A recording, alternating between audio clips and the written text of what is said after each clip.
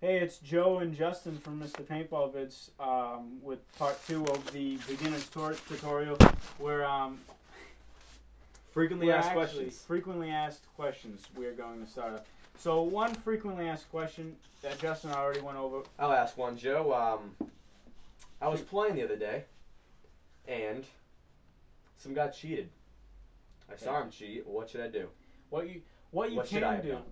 have First off, if there's a ref in the area, you can note to the ref that the player that you saw cheat. You can note to the ref that the player has cheated, and the ref will check them. Even if you know deep down that the player actually did cheat, try not to make the big deal out of it, because then things happen, and yeah, it's just, in the end, it's just having fun, and it is what it is. People cheat. You don't want to cheat because you'll never get better that way. Alright, well, I was playing on my local field the other day, and I felt I got hit, but I didn't know if I got hit or not. Like, what should I do then? What that means is, if you feel like you've got hit, let's say you've gotten hit in the back, and you don't know if the paint is broken or not, you can call over a ref to ask them if you've been hit in the back or not, and they'll tell you if you need to go out or not, if you've been hit. I believe it's called a paint check. You just yell out, and the ref will come by. Any other frequently asked questions, which would be, does it hurt to get hit? We already covered that.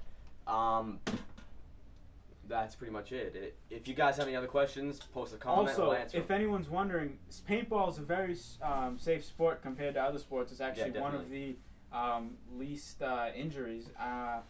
It probably has less injuries than golf, or equivalent to golf. So parents, if you're watching this, let your kids play. As long as they take the precautions, being safe, not fooling around, it's completely safe. There's no risk. Also, it is very important, one thing that we actually forgot, very important to make sure before playing, usually at all local fields they have this, that all markers are properly chronographed. As Justin's showing you, it's a chronograph. They'll have one that's stationary. This one's just the handheld one. You press it above the barrel and it tells exactly how fast the gun is shooting.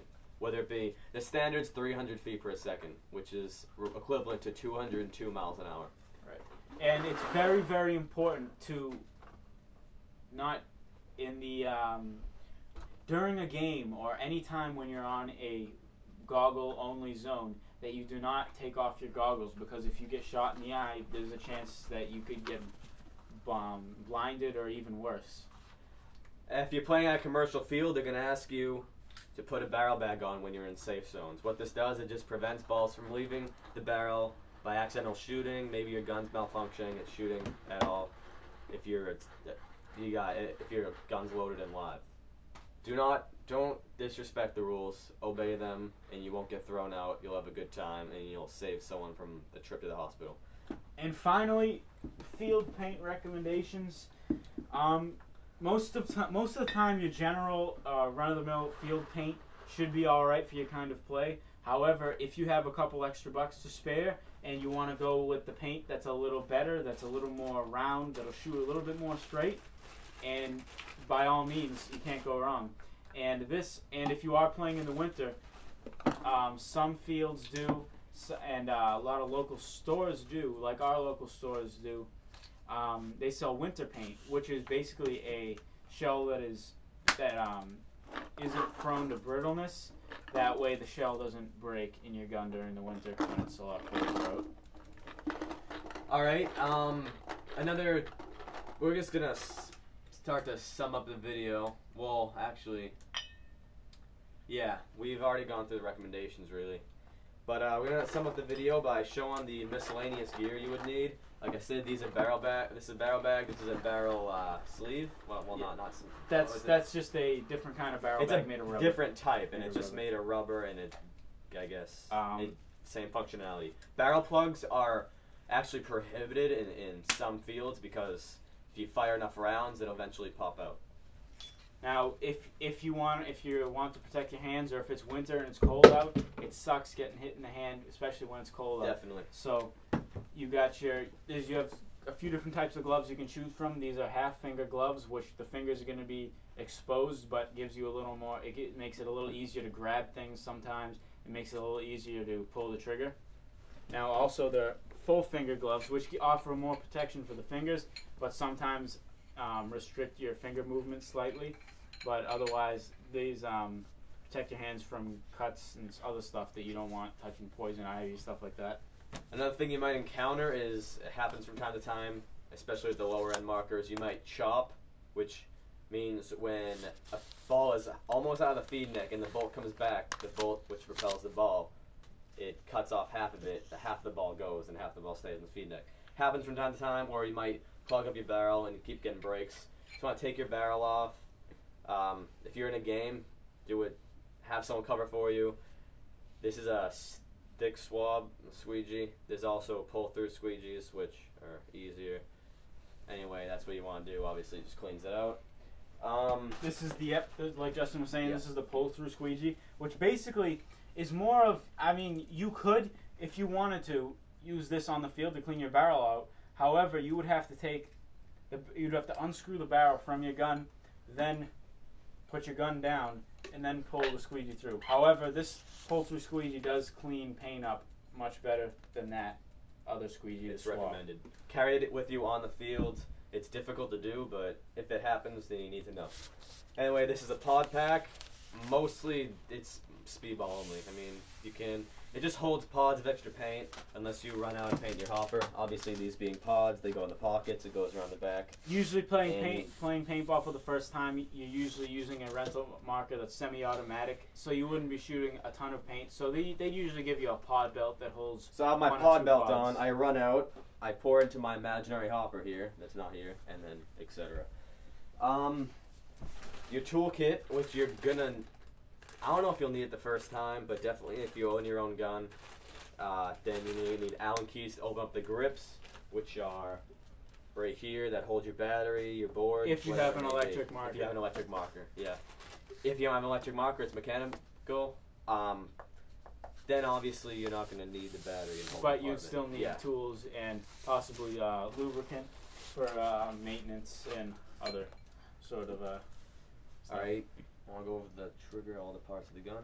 So let's go over the parts of a gun. This is a electro-pneumatic paintball marker, which runs on batteries. It has a board that controls. Runs on a 1.9 volt battery, and some guns have a regular board which is has an LED. However, this gun has an OLED, which is a screen that tells you what mode you're in and how many balls per second are coming out of the gun in this mode. This part of the gun is the high pressure regulator, which regulates how much air is going to the gun at a given time. This is the ASA, where the air source, like this one, is screwed in to the marker. Screwed into the marker, and screwed into the marker like this. And this is an on-off ASA, which allows you to control the air going into the marker like that. That's aired up. Now there's no air flowing through the marker. Now this is the feed neck of the marker right here. This allows you to clamp down a loader like we showed before, like this one. This electric loader or gravity loader goes right onto the feed neck like so, and then clamps down with the lever. Some feed necks have lever locks, some don't. It's all depending on the gun and the manufacturer. Now usually this wouldn't be needed for beginner players of knowledge, but it's good to know that if you're owning a electro-pneumatic marker, there are a few different kinds. This type of electro-pneumatic marker is a poppet valve marker. Which is, the operation isn't really important, but the bolt comes out easy like that. Also, different kinds of markers, lower end markers with the same pop-up bolt design are blowback markers. There's another different kind of marker called a spool valve marker, which has an enclosed bolt design, which shoots a little bit smoother. And that's also the which is different from a semi-automatic. This the double trigger allows you to shoot quicker than it would with a single trigger design. And I think that's it for the marker design, and I'm going to hand it off to Justin with a new topic. Definitely totally optional. Once you get more advanced into paintball, if you enjoy it, you can keep playing.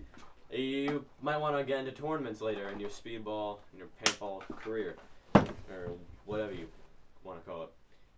So you would want to get the new threads, which are pretty much required if you're going to play in speedball tournaments. They look nice, and they're come with padded. I'm wearing my arm pads right here, and obviously protect you, get more bounces, and they're not illegal to wear. Just standard paintball pants, all the pockets you could need, and the jersey itself. And that should pretty much do it, I think, unless there's anything. I think that's it. We Yeah, covered pretty much. We got a little advanced to the end. Some of the stuff you won't need to know, but Right. just, However, if you are a beginning player and you do own your own equipment, you can ask us questions about it if you need any explaining. definitely with anything, post a comment, or better yet, private message us or email us at MrPaintballvids@yahoo.com, because we can't really read all the comments sometimes, and your question might. So anyway, thanks for watching. We hope you enjoy the sport of paintball as much as we do. It's a great sport. You make a lot of friends. Remember, and it's just amazing. It's just a game. You're going to have fun out there, and play fair. Definitely play fair. Thanks for watching.